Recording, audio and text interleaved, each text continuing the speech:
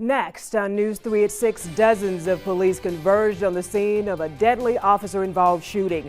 The latest on this case next in a live report. Plus today's heavy downpours led to some coastal flooding.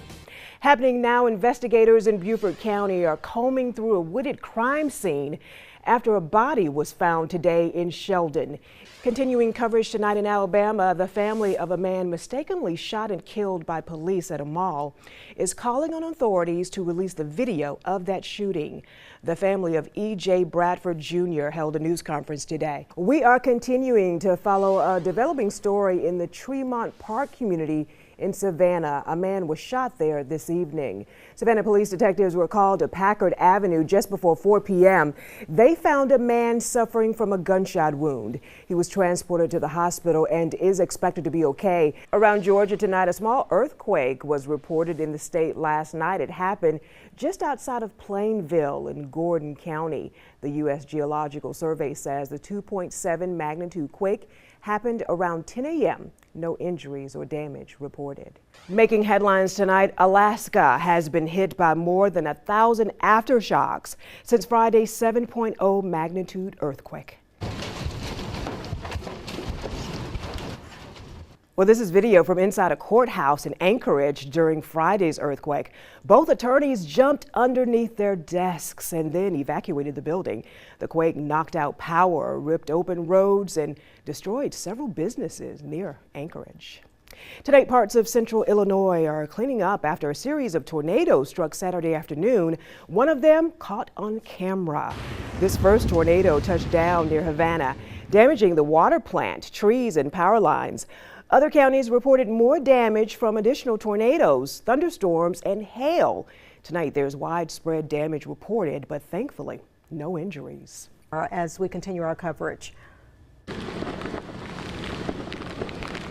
Hey guys, you can probably tell the wind and the rain, they've picked up considerably since the last time we spoke. Just look over my shoulder, you can see the flag and the trees around us. Just got an update from Bullock County's EMA director, who says in all of the county, there's only one report of one tree down throughout the entire county. Obviously that could change as the night goes through, but that is good news for now. And we shot this video about an hour ago inside the emergency operations center where crews are on standby. They're going to make sure the roads are passable, no trees down in the roads, no power lines down, to make sure everyone is safe tonight. We start with a developing story. The president of Savannah State University announced she will retire this summer. President Cheryl Dozier's final day at the university is set for June 30th. This announcement comes on the heels of multiple complaints regarding her leadership on campus. News 3 is continuing to follow the disappearance of 18-year-old Malik Spencer in Seabrook. He was last seen before Christmas. News 3's Andrew Davis spoke to Spencer's family and joins us live from the Low Country newsroom with their story. Andrew. Tonight, at least 3 Savannah churches and the Civil Rights Museum are all damaged, vandalized on New Year's Eve, and we've just learned police have made an arrest in that case. Here's a closer look at the properties that were hit on December 31st. All of them are located within a 1-mile radius of each other near MLK Jr. Boulevard. Tonight, we spoke to leaders of one of those churches and also the museum about the crime. Shocked. Yeah, very shocked. It's really sad that, the things that we're going through now, that somebody would just randomly walk by and throw a brick through our window.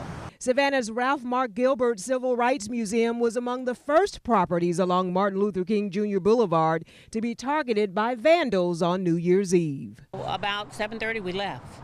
Everything was fine. So about 9:30, I received a text from the county, showing me a picture of what had happened. Security officers patrol the museum every 2 hours, and when they noticed this damage Monday night, they immediately called police. I really didn't know what had happened until I was speaking with someone else, and they told me that they got our church. And that church, Tremont Temple, located less than a half-mile away.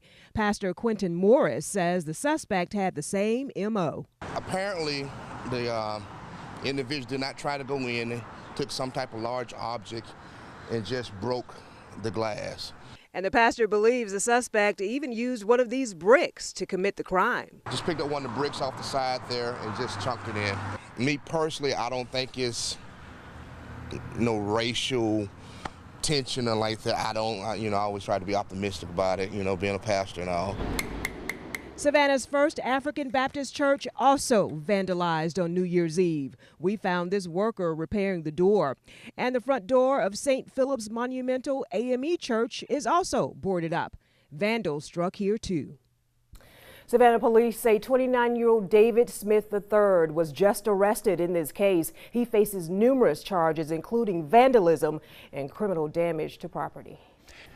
Today we are all enjoying this warm, spring-like weather, but 1 year ago, the coastal empire in Low Country was transformed into a winter wonderland. You know, it was a beautiful, rare sight for many of us, and your pictures and videos helped us tell the story. I don't think I've ever seen it like this. Doesn't seem like there's a lot of preparation for snow here, but I guess they don't get it very much. January 3rd, 2018, a day most of us won't soon forget. The coastal empire in Low Country gently touched, some would say, by a blanket of snow, while others called it Snowmageddon. Longtime residents as well as tourists were simply in awe. We came for warmth and hospitality. We got half. You said it's colder than in England. It is. And I was hoping I could avoid all of this, but in order for me to get home, I guess I have to go through it. And slowly but surely he did, along with thousands of others on that unusual Wednesday. Some communities saw up to 2 inches of snow, but of course, we couldn't have all this beauty without a few hiccups. Within minutes, cars were crashing into each other, or crashing into the guardrails. It was a solid sheet of ice. Well, thankfully, no major injuries, but the Truman Parkway shut down because of all that ice and snow. And flying into and out of Savannah, forget about it. I have no idea when we have a flight. Savannah's Hilton Head International Airport closed for nearly 2 days because of ice and snow on the runway. More than a dozen flights canceled. Businesses shut down, roads impassable, schools closed. But at the end of the day, this winter wonderland brought some New Year's joy to most of your hearts and ours too. Being able to see Savannah in, this snow globe effect it's mystical. And it was. If you'd like to see more images from 1 year ago, just go to wsav.com/winterstorm2018. Milder Friday, though, and then rain again next weekend. What's up with that? Great. It's going to feel like Christmas. Yeah, midweek. Today didn't feel like Christmas with all those storms around, though. I'm glad those have passed. Thanks a lot, Lee. And Connor joins us now with sports. Yeah, Georgia Southern is bowling once again. Football, bowling, that is the football team. Yeah. Whatever. We're smart. Football team has the chance to earn win number 10 on the year. And that's our time. News 3 continues on WSAV.com and tomorrow morning at 4:30 on Coastal Sunrise. The Tonight Show with Jimmy Fallon is next. Good night. Ignore him.